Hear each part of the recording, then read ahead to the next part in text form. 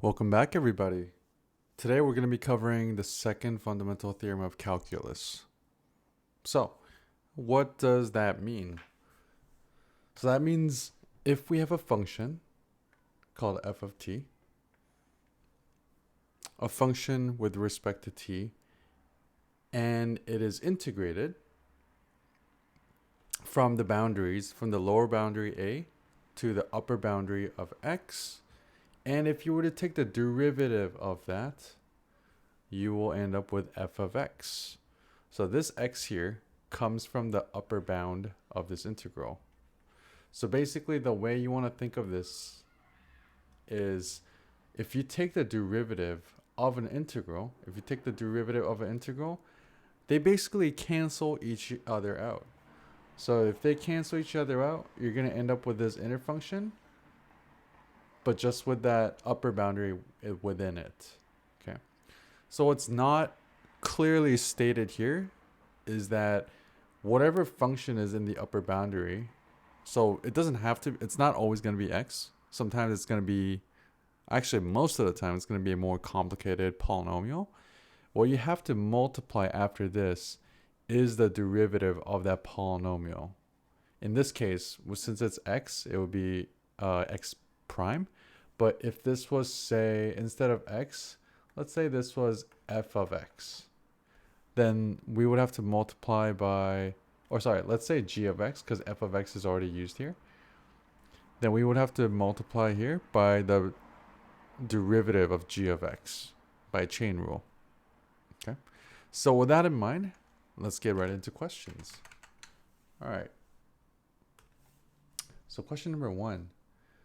So if it says find f prime x is the derivative of this.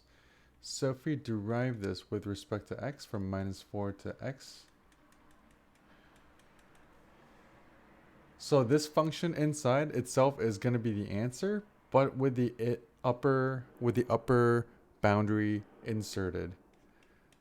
And then technically you have to multiply by x prime, but that's just going to be 1. So you get x minus 1. Okay. So let's see where we can apply that chain rule, and you can clearly see the result of that said chain rule.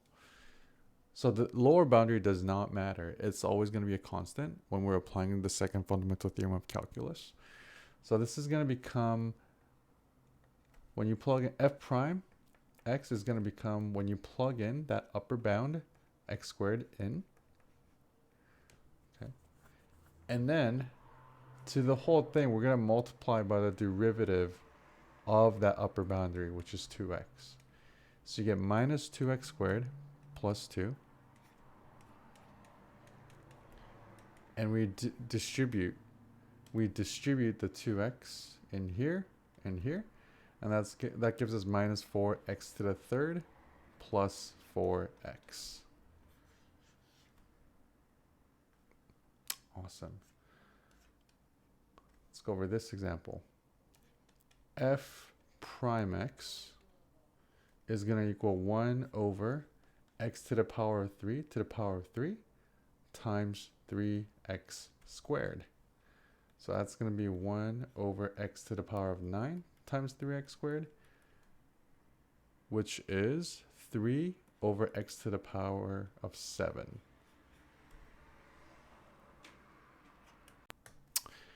And last but not least, we're going to go over number 7 over here. So this is a little bit special.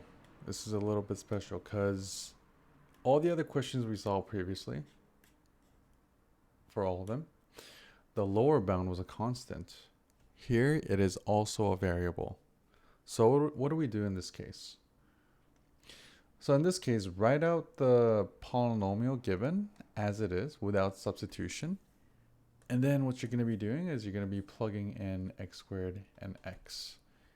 And within each submission, you're going to be carrying out chain rule afterwards. So let me demonstrate what that means. So plug in x squared first. So that's going to give us x squared squared minus 8x squared plus 11. And then to this whole thing, we're going to multiply by the chain rule, by the derivative of x squared, which is 2x. Subtract that by when we plug in x for t. And then we got to multiply by the derivative of x, but that's just 1. So no difference there. All right, so let's simplify, and then that's going to be our answer.